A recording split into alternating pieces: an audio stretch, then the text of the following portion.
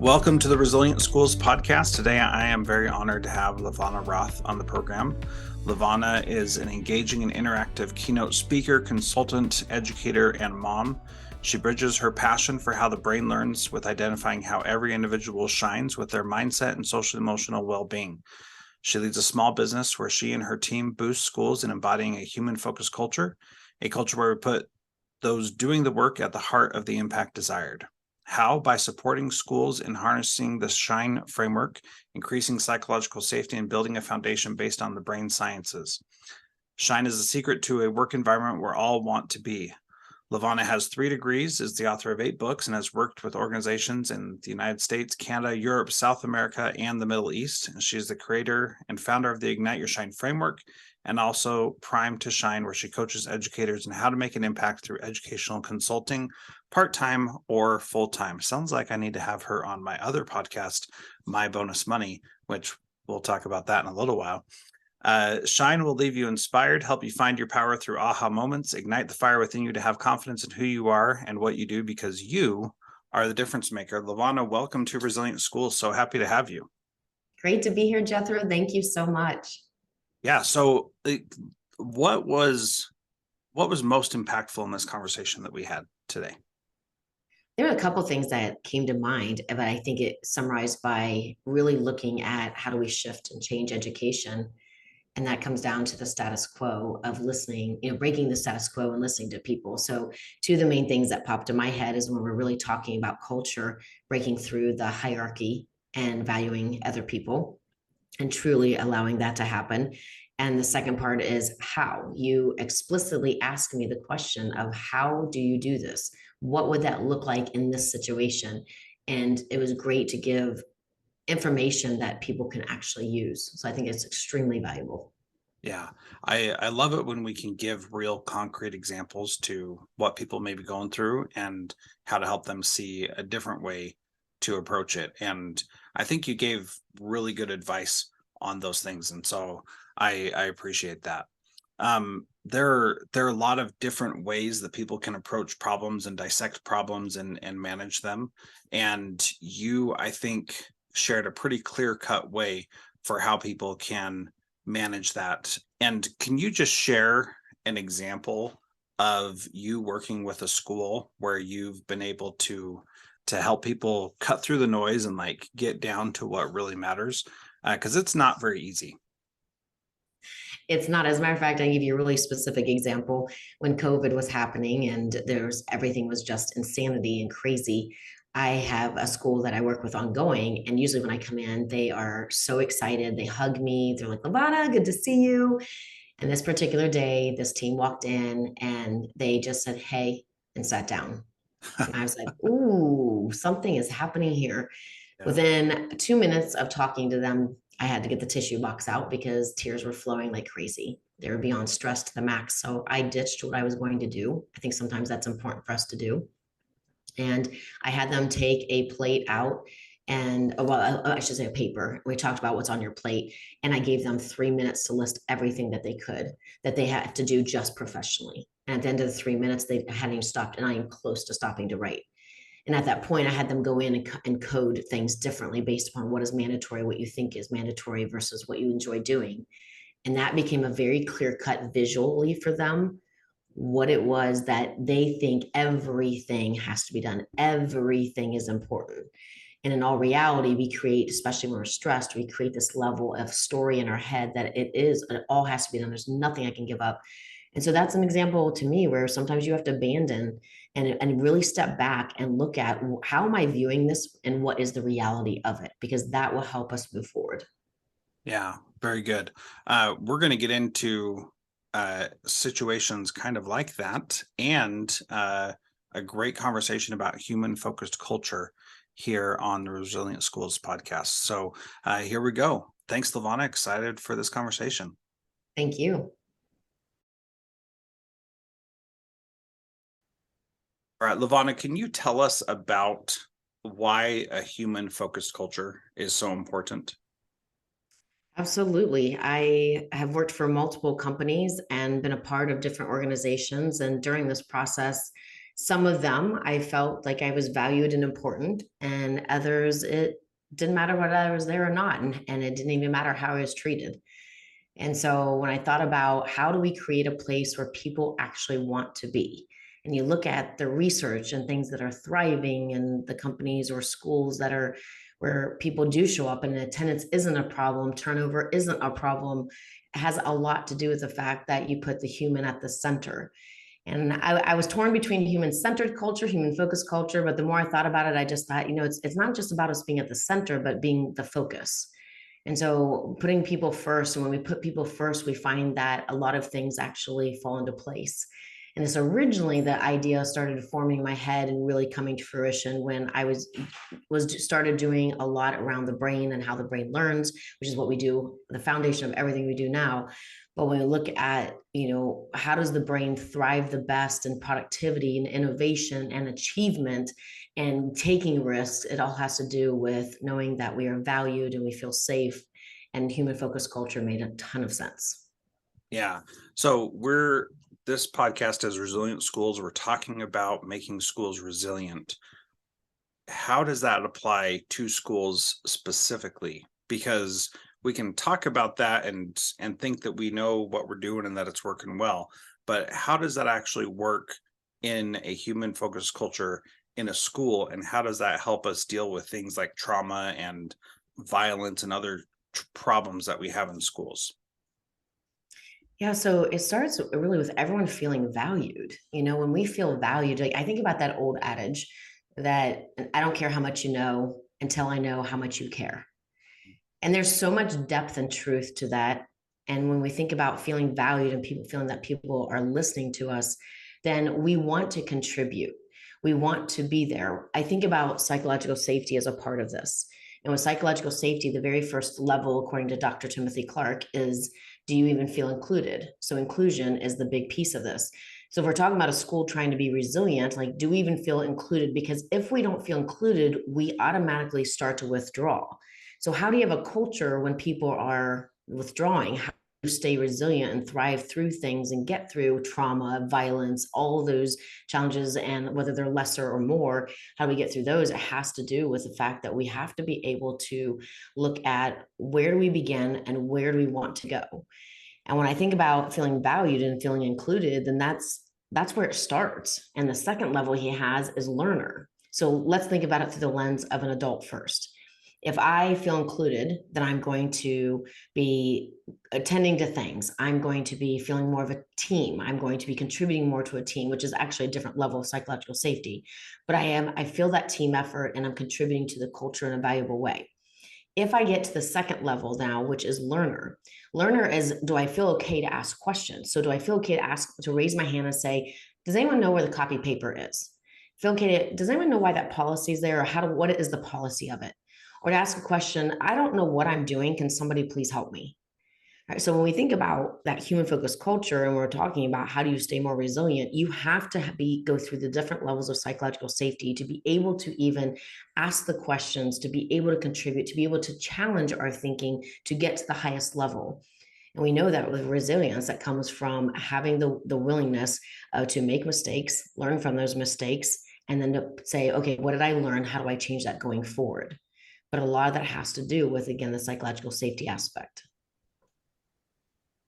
Yeah. So when we think about psychological safety, that those questions that you gave as examples are, I know we like to say there are no stupid questions, but those seem like stupid questions. Like, how do I do this very basic, simple thing that we don't ask because we're afraid somebody's going to find out that we don't know what we're doing, right? Exactly, And yes. so that's a very real feeling. And when you have that feeling in a school where people feel like they're asking a stupid question, they don't know the right answer, they can't get the right answer, it makes it difficult for them to ask more challenging questions. How does that work?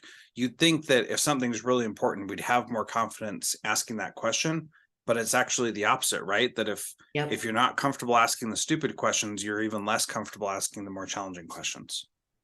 Absolutely. Like you took the words out of my mouth. Like as you're saying them, I'm like, yes, it's exactly what I was thinking. That, how am I supposed to ask what is considered a simple question that maybe I should know, but you want me to go deeper with this? And really, how do we serve students best? How do we serve ourselves best? How do we thrive as a school and create a community? And how do we do that if I am afraid to even ask one simple question?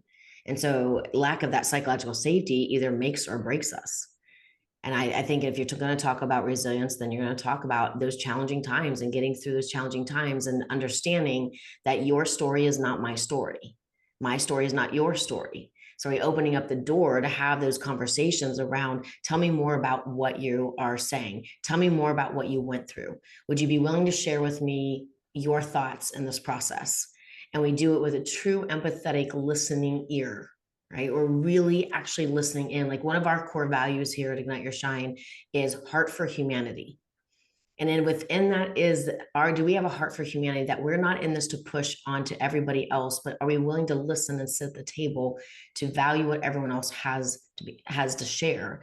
Because again, if I'm coming only through my lens and my experience, and when it comes to being a human focused culture, then I'm coming only through that lens versus asking everyone inclusion, right? And having that ability to be able to share, to power through what we're going to do. And the bonding that happens when we do this is unbelievable. Yeah. Talk to us about that. Really making everybody feel included, as opposed to, I mean, we're going back a little bit because I meant to ask this before, but I didn't. But how do you make everybody really be included and not have it be lip service or something else? How do you make it so that people know that they really are included? Our actions speak obviously, very highly. And so does our verbiage, and are the two aligned?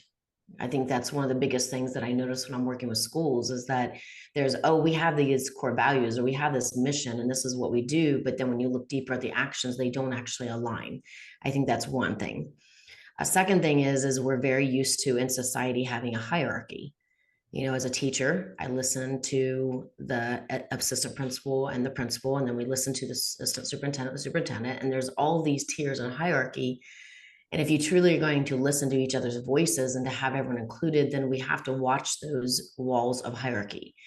So meaning that for, example, on our team, we all know that I'm the CEO, right? We know that I'm the person, just like we know the principal makes the final decision.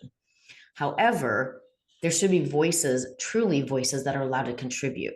For example, on my team, anyone on my team can override me at almost any point, right? So it's not, oh, she is all the power, she has the say. That no, this is a true voice thing. And do I actually have final yes, just like the principal does? And realistically, we kind of have to have that from the point that, and a principal, every decision does fall on their shoulders, right? The responsibility of it. However, are we listening and not just trying to get everybody to buy into our point? Are we opening up the door to say, what are your thoughts? What are your thoughts? What are your thoughts? And experience, your knowledge, and pulling all that together. And then as a group, as a team, as a school, deciding how do we want to move forward in this? What does that look like? And so, for example, when we come in and we work with, like, whether it's a faculty meeting, for example, or professional development day, and then this is exactly what an administrator can do, is pulling the ideas of everybody, have them self-reflect, then put them into groups and have them come up on post-it notes, all of the ideas and things that they could do. And then they think would be best. Then they pull like their top few ideas and we share those as a group and we narrow it down to what is the final decision. That is true voice, right? That is true inclusion. And that's one piece. I mean, we've got inclusion where we could talk about all other aspects of, race and ethnicity and religion and such. And if we come to the table, though, really valuing each other, and we value the voice, and everybody gets to contribute to a certain point, we begin to tear down the hierarchy that separates all of us. And we begin to feel that valued and that true community, that true culture. Yeah. So how do we make that happen in a low trust environment where, for example, I was in a leadership team meeting the other day and there was a decision that needed to be made. The leader asked for input. Nobody really said anything. And then one person suggested something. And then everybody just said, yes, let's do that. And I could tell that there was not a high level of trust. I could tell there wasn't a lot of positive effort going into that. It was basically like, and the leader was like ecstatic that somebody said something. So they glommed onto it too and said, yeah, let's go with that one. Even though that really was not the best decision to be made, it was just the one that was suggested. So it seems like that was a low trust environment. How would you make that happen and get started with that if your school's not already there? Oh, yes. Ooh, definitely have worked with some of them. So for me, it goes back to understanding, like doing like let's say, I'm gonna say it's the word smaller. I don't know if that's the right terminology I really want to use, but a small risk, let's put it that way, a small risk activity where everyone's voices and we get the juices flowing. I mean, I think a lot of us can have experienced that where somebody has come in and they ask us a deep question. How do we solve this big problem? What do we do about that? And everyone just stares at each other, right? So first of all, can we wade into that question and create a space? Like one of the activities that we often do is everybody stand up and you get in circles and you go through a creativity, almost like an improv type thing. And it's to loosen everyone up. It's to break down those barriers. And so if there's a low level of trust, you coming in it from a different direction really, really helps that. And it just kind of breaks down those walls and barriers and loosens people up to where they're more likely to have a chance, like be willing to share. And especially the sillier you get, the more it works. Because now it's okay, everybody's being silly, and that's a social proof to us psychologically because we see everyone else doing that. So to me, it's starting with there and then wading into the questions. But one of my favorite pieces of this is it's the question we ask. Are we asking the right question? So for example, are we saying, how might we? Not how do we solve this? How might we solve this? Opening up the door to everyone having that moment to self-reflect, to contribute, and thinking, just blow this up. Like if there were no money resources, it like as an issue, time wasn't an issue. No matter what could this look like? And we start super, super big. And then we start pulling out, okay, what are the nuggets that could be done in the next month? What about this year? What about, okay, if we happen to win the lottery, not that we play it, but let's say we happen to win it, a big grant comes in, we would do all of this. And that starts to help with that. And it's also the way that you're setting it up. If you're setting it up for everyone to sit around a table to look at each other, there has to be an extremely high level of psychological safety for even the best ideas oftentimes to come out. So if we set it up, like I said a few times now, of self-reflection to then smaller groups to then contribute. And now it's not my idea if people shoot it down, right? It's our idea. And we had a chance to talk about it to elevate the best ideas. That's going to help in that way. But otherwise, if we have a piece of this where you mentioned that, in the past, it was one idea and then they ran with it. That's breaking that habit too, is getting stuck of doing that. So again, I like the questions of how might we, and then the other part to this too is the question, the way we're asking it. One of the things when working with schools is we say, it's instead of saying to us, what are all the problems you're having? And how can we address and fix those? Instead, it's tell me when you have seen a blank thrive at blank, right? So when have you seen a staff thrive at their best? When have you seen learning accelerate beyond what you could imagine? But you see, there's a different spin on that question. The question isn't looking for all the problems, because we could spend 3 hours listing all of those and solve nothing. Or we can look at what do we want and we shift our focus over to there so that that's what we achieve. Yeah, so you gave 3 really good answers. Number 1, start with a small risk activity like a check-in. Number 2, ask the right question, not how do we solve this, but how might we solve it? That leads to making it our idea instead of my idea. And then the way you ask the question also is, tell me when you've seen this ideal moment happen that we're trying to get to. And those 3 different ways of looking at that, I think, are really powerful. And what I like about it is that it gives everybody a little step to go to the next level. That if you aren't doing anything like this at all, start with a check-in or some other small risk activity where everybody gets their voice heard. If once you've done that a little bit, then you can start asking the right questions, and you can really start asking the right questions sooner. But then going through a process to where it's our idea instead of my own idea. I think this is really good tactical points to help us implement these things in our schools where it may not be happening. And you and I both know in a lot of schools, this is not happening. And so this is definitely something that's very beneficial for people to listen to. So when we think about doing all of these things, we're really just laying the groundwork for these actual decisions to be made and actions to be taken. What happens when we say this is what we believe and what we value, and we're starting to act like it, and then we're still not successful because that happens too?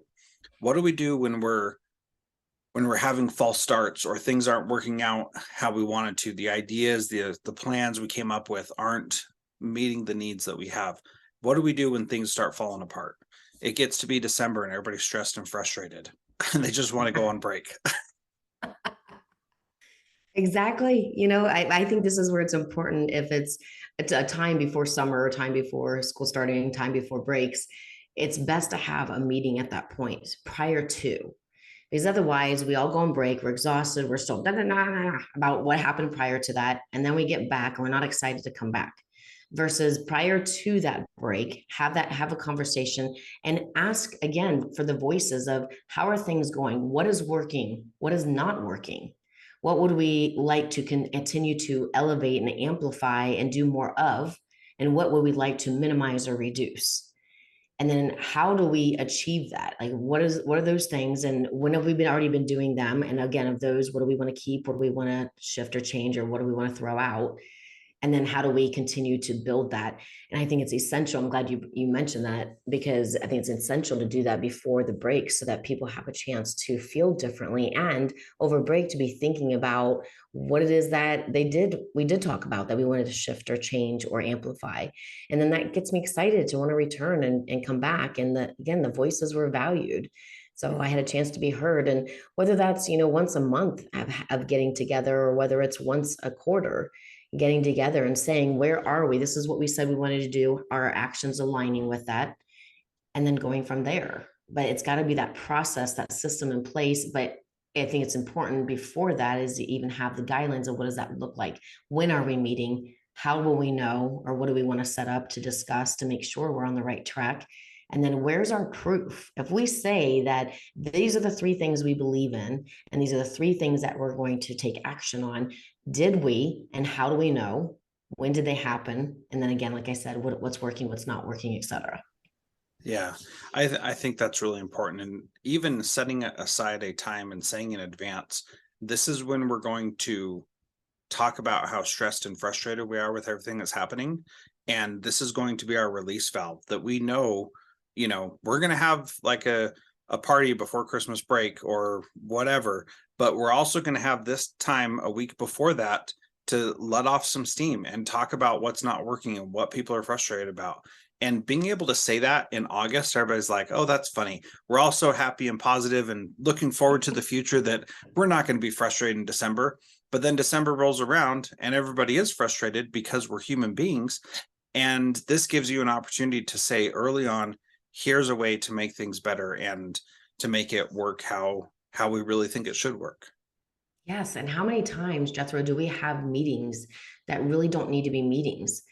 Yeah. Where meetings like this are of such high value. If you structure them right and you have the conversation right, everyone leaves rejuvenated. They know that they had a chance to contribute. They know that we don't have to stay in the muck forever, because we know that we're going to have another meeting to talk about the muck, but also talk about the great things that are, flourishing and doing that we're doing. And it's just a totally different vibe.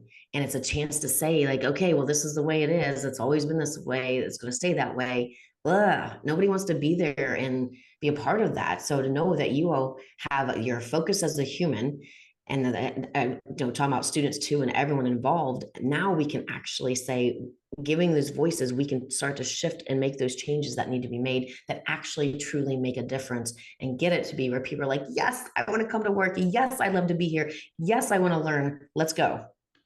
Yeah. And that's really what we want everybody to experience. And we make that very difficult for people to experience that. And this is what we've talked about today, is one of the ways to make that better. Now, in closing, if you would just share briefly about your Ignite the S.H.I.N.E framework and what that means and how you help people in all this stuff that we've talked about. I know we're like putting the cart way after the horse. That's okay. I think now that people know, like, and trust you better, you can express what the S.H.I.N.E framework is. Yeah. And the S.H.I.N.E framework is it's simple but complex at the same time. So I appreciate us talking about human focused culture first, because now it makes a little bit more sense into the depth of what all it encompasses. But S.H.I.N.E is an acronym. And so it stands for S as self. In other words, we really look at yourself and each individual, which relates back to human focused culture. The shift that is different for us that we help support schools in making is that it's about your strengths and your gifts, skills, and talents. Right. So in other words, we're looking through the good things, just like the questioning I talked about. What do we want to achieve? That's what we should be asking. So it's the same concept here with this. We're looking at the things that you do really, really well. Not that we ignore what you can't do or what you don't do well, but Gallup research says that a strength will remain a strength, right? But a weakness will never become a strength.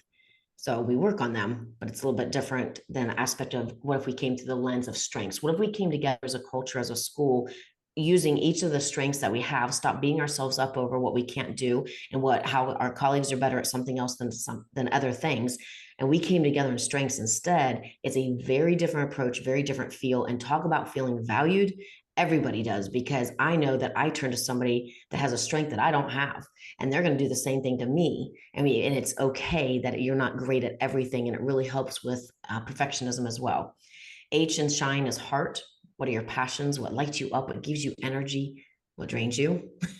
And then we look at the two together. So S for self, when we think about all of you and those strengths and mindset and everything, but putting it together with heart, with passion, it's the sweet spot. You need both in order to truly thrive, be resilient, fulfillment. When we get to I is inspire. So I meaning that life's going to throw curveballs. So how are you going to stay inspired, and how do you inspire others? And that's when we see a lot of morale start to fall. S, H, and I play very heavy in that as to why the morale is dropping and why we're not shifting that into a different direction. When we get to N is navigate, meaning we've talked about all these great things at this point, but if you don't put them into action, you don't do anything with them, then what was the point? So how are you going to navigate using the strengths and the passions and the inspiration, whether it's individually, whether it's as a school, whether it's as a team, whatever that looks like, but your goal setting and putting everything into action, your story, your journey. And then E is exceptional and S.H.I.N.E because you are becoming the exceptional person you were meant to be, not anybody else. And we could even say an exceptional team, right? And so S.H.I.N.E just becomes the framework that we dive deep into each of the letters. So we could do a kickoff for fun with, like a keynote and getting everyone on the same page, to going way deeper work by teams to make sure that we are beginning to shift and change that culture. Yeah, I appreciate that. And one of the things that is so challenging, especially in schools that are heavily impacted by trauma, is focusing on the strengths of the people that are there. And I heard this amazing interview with Javon McCormick, who I wrote about in my book, How to Be a Transformative Principal. I had him on the podcast, and I'll just share his story here really briefly, because it's just so amazing. So he talked about being the son of a pimp and a prostitute, and how he was sexually and physically abused as a kid, grew up in poverty, and he's now the CEO of a multi-million-dollar corporation, which is just amazing. And I wanted to talk to him on my podcast because I was sure there had to be a teacher that had inspired him and caused him to change. Well, the big surprise is that there was not, that all of his teachers were awful. He doesn't remember anything positive about any of them, and nobody was there to help lift him out of this challenge that he was in. And so just the other day, I listened to him on a podcast, and he talked about how being multiracial and having all these challenges, life was really tough. And he said a lot of people talk about white privilege and how you have this privilege growing up. And he said, well, I was also privileged because I learned a lot of difficult lessons that some people can't even fathom.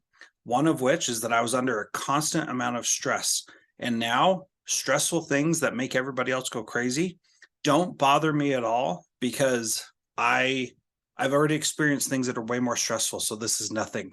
and what I love about him saying that is that he recognized the strengths that he had in his upbringing that are so difficult for so many of us to see. We have the savior complex in schools and things think that we know the answer and how to make everything better.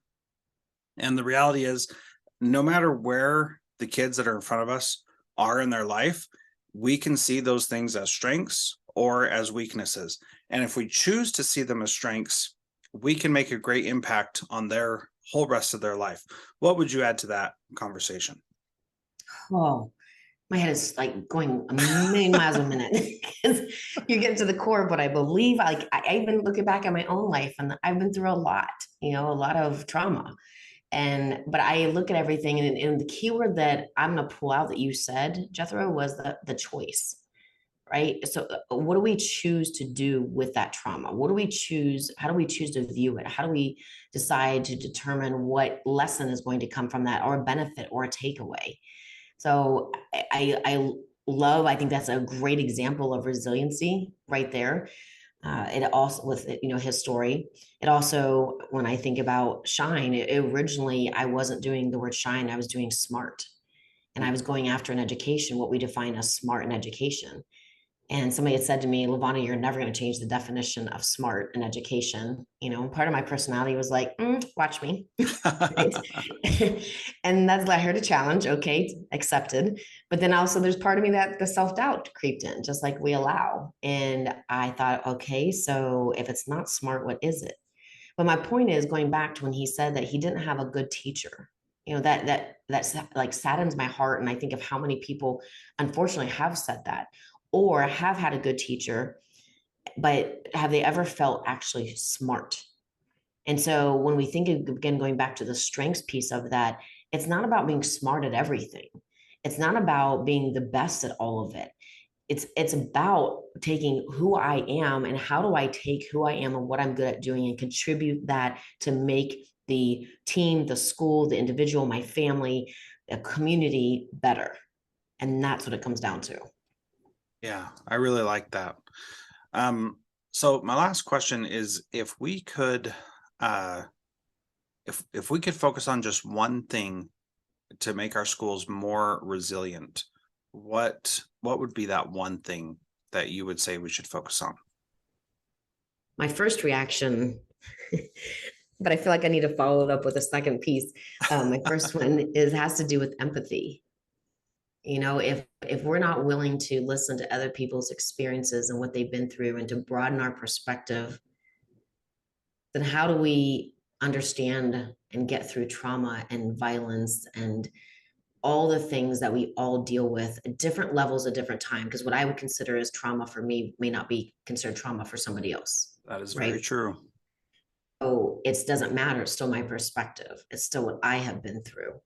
And same thing for everybody else. And so I feel we always need to start with empathy. And that goes back to listening to each other, having a chance to be heard, to be seen, to be valued. And then from there, there's obviously other steps. Empathy alone is not going to make that shift and change. But boy, when I think about really making some shifts and changes in culture, well, there's an activity we do that, I mean, everyone just, their mouth is dropped when we do it, but it's centered around empathy. And so I'm going to say that's going to be my answer. Okay, very good. Well, LaVonna, thank you so much. How can people get in touch with you if they'd like to learn more from you? Our website is igniteyoursshine.com. So igniteyoursshine.com. And that's pretty much available on all social media as well at Ignite Your S.H.I.N.E, except Instagram, we had to do at Ignite Your S.H.I.N.E now. And then I'm LaVonna Roth. So LaVonna, and then Roth, ROTH. And that's on all social media platforms as well. Okay, very good. It is nice when you can have the same thing at Jethro Jones's mind. It's really nice when it can just be everywhere. It's good. Yes.